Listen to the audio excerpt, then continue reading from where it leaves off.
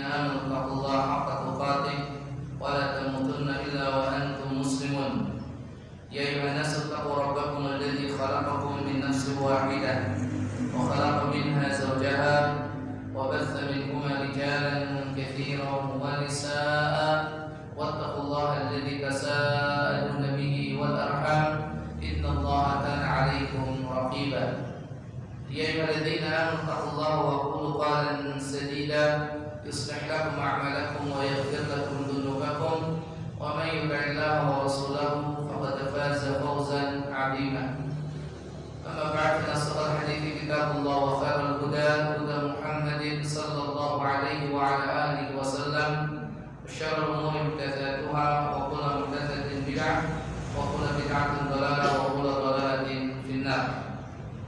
Masyaallah muslimin muslimat jamaah salat Isya dan juga salat tarawih rahimani Allah wa iyyakum jami'an. Melanjutkan pembahasan kita di kitab At-Tuhaf bil Ma'thuri 'anis Salaf. Di antara nasihat ulama salaf kepada kita apa yang diriwayatkan oleh Imam Al-Bukhari rahimahullahu taala, sebuah athar dari sahabat Ali Ibn Abi Thalib radhiyallahu anhu warda tentang hakikat dunia dan akhirat. Beliau berkata, irtahalatid dunya mudbiratan wartahalatil akhiratu muqbilatan wa likulli wahidatin minhuma banun fakunu min abna'il akhirah wa la takunu min abna'id dunya fa innal yawma 'amalun wa la hisab wa ghadan hisabun wa la 'amal. Kata Ali bin Abi Thalib radhiyallahu anhu, irtahalatid dunya mudbiratan. Dunia itu akan segera meninggalkan kita. Wa irtahalatil akhiratu muqbilatan. Dan akhirat semakin dekat dengan kita. Dunia akan meninggalkan kita dan akhirat semakin dekat dengan kita. Walikulli wahidatin minhuma banun. Dan masing-masing dari dunia dan akhirat itu memiliki penghuni, memiliki pengikut. Fakunu min abna'il akhirati wa la takunu min abna'id dunya. Maka jadilah kalian pengikut-pengikut akhirat, jangan jadi kalian pengikut-pengikut dunia. Kenapa? Fa innal yawma 'amalun wa la hisab. Hari ini waktunya beramal, tidak ada hisab.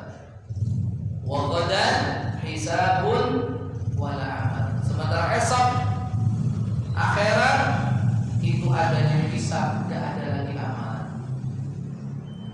Maksudnya apa? Wasiat dari Ali bin Abi Thalib radhiyallahu anhu kepada kita, yaitu agar kita itu lebih perhatian kepada akhirat. Karena dunia dan selama apapun kita hidup di sini, nanti kita juga akan meninggalkannya. Mau tidak mau kita akan menghampiri akhirat. Makanya beliau berpesan fokus kepada akhirat. Jadilah para pengikut akhirat dengan cara sekarang ini beramal agar esok kita bisa menikmati hasilnya. Oleh sebab itu dari puasa pun kita bisa mengambil pelajaran. Selama-lamanya kita itu menahan haus dan lapar, ujung-ujungnya juga kita berbuka. Dan saat kita berbuka, ya, serakus-rakusnya kita, seambisi-ambisinya kita terhadap dunia, paling cuma 1-2 teguk air, 1-2-3 butir korma, 1-2-3 suap nasi beserta lauknya sudah cukup, sudah terasa kenyang. Kenapa kita harus mengumpulkan sekian banyak hidangan? Ternyata yang kita makan, yang kita minum hanya sedikit. Ya, sebelum berbuka memang kita pengennya ini itu sebagian, tapi ternyata cukup.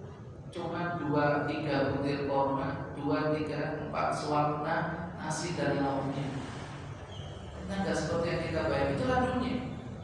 Makanya ambil secukupnya sesuai dengan kebutuhan sebagai bekal untuk beribadah kepada Allah Azza wa Jalla. Karena suka nggak suka, mau nggak mau, kita akan meninggalkan dunia ini dan akan mendatangi akhirat. Dan pertanyaannya, apa yang kita bawa? Dari ucapan Ali bin Abi Thalib radhiyallahu anhu ini, sebagian ulama mengutipnya tapi dengan redaksi yang sedikit berbeda. Sebagian ulama berkata apa?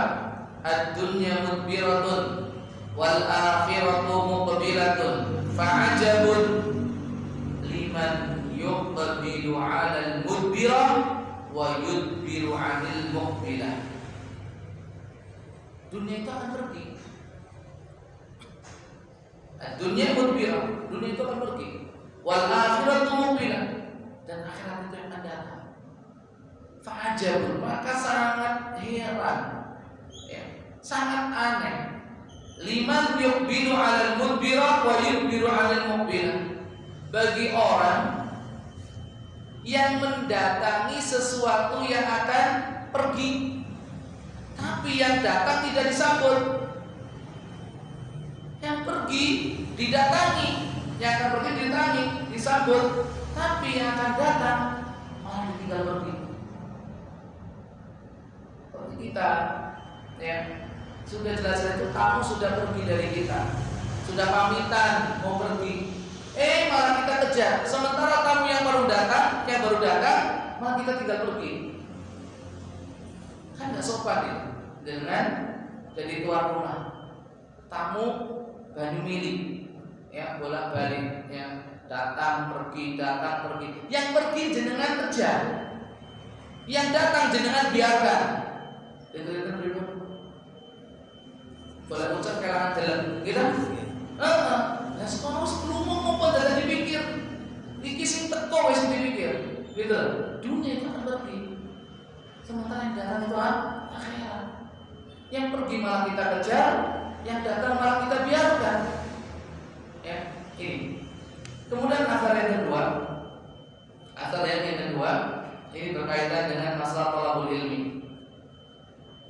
Diriwayatkan oleh Imam Ibnu Abdul Bar rahimahullah taala dalam kitabnya Jami' Bayanil Ilmi wa Fadlih.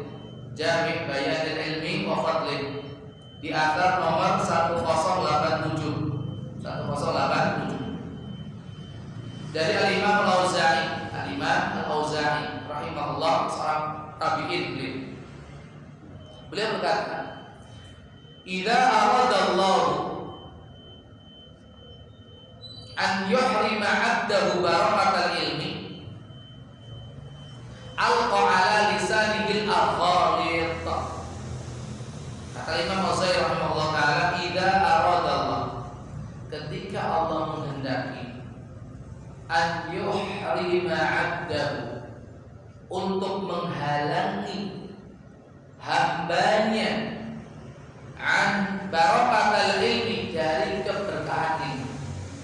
Ketika Allah menghendaki menghalangi hambanya dari keberkahan ilmu, bagaimana caranya? Al-qa'ala lisanihil aghalib, Allah akan sibukkan dia membicarakan masalah-masalah yang sulit, masalah-masalah yang pelik, masalah-masalah yang jelimet, yang mana manfaatnya itu sangat sedikit.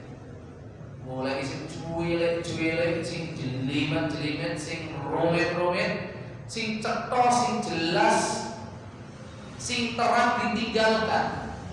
Jadi bacaannya itu masya Allah, takonane yo sing jelimet ngono kuwi. Ini yo gur takon kok, hanya sekedar wawasan dan tidak ada pengaruhnya dalam urusan amal perbuatan. Itu Allah sibukkan dia dengan apa? Masalah-masalah yang tidak ada manfaatnya, masalah-masalah yang kadang mengajak debat, mengajak debat, dan tidak jarang menebarkan keraguan-raguan. Yang menyebarkan keraguan-raguan yang dipikir yang jadikan fokus hal yang seperti itu.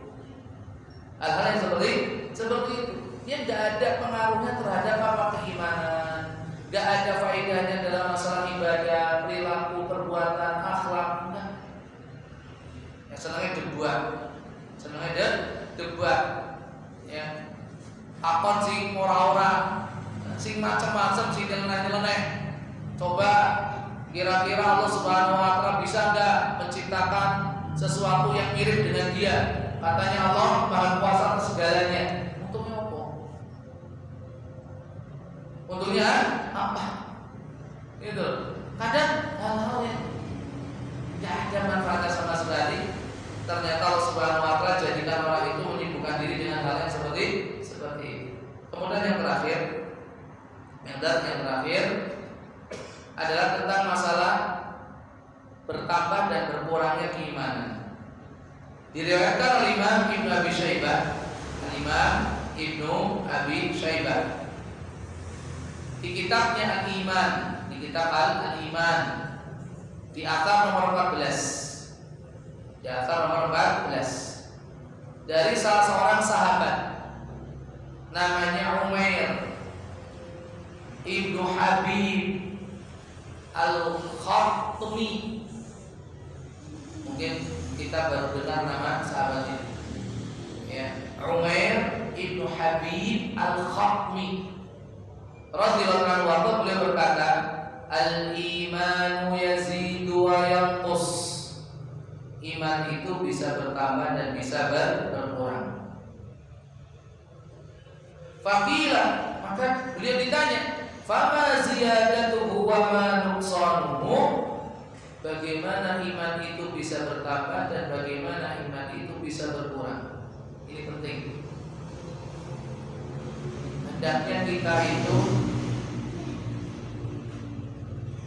mempelajari, memahami apa saja yang kira-kira menjadikan iman kita itu bertambah, dan juga apa saja yang mengakibatkan iman kita itu berkurang. Tentunya kita itu ingin iman kita itu naik atau turun, bertambah atau berkurang? Bertambah. Sudahkah kita mempelajari piye carane menaikkan iman? Kita itu nyuwun sewu, ketika trombosit kita turun, bingungnya minta ampun. Gimana caranya naikkan trombosit? Penyakit apa itu? Demam berdarah. Trombosit jangan sampai turun, kan itu piye caranya menaikkan trombosit? Demikian juga ketika kita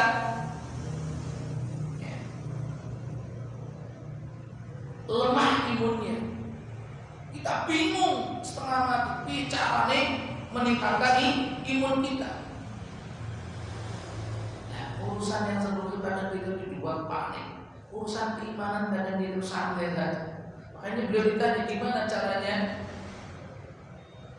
menambah keimanan dan apa yang menyebabkan iman itu berkurang. Beliau menjawab, idza dzakarna rabbana wa khashinahu fadzalika ziyadatuhu wa idza ghafilna wa nasina wa dhayya'na fadzalika nuqsanuhu. Iman itu bertambah dengan cara kita senantiasa berzikir mengingat Allah Subhanahu wa taala. Ini yang utama. Makanya di dalam surah Al-Anfal Allah Subhanahu wa taala berfirman apa? Wa idza tuliyat 'alaihi ayatuna zadatuhum imana. Dan apabila dibacakan kepada mereka ayat-ayat kami, bertambahlah iman mereka. Dengan cara mengingat Allah, berzikir kepada Allah, membaca firman-firman Allah, maka tambah iman kita. Yang kedua, fa khashinahu, dengan cara kita takut kepada Allah.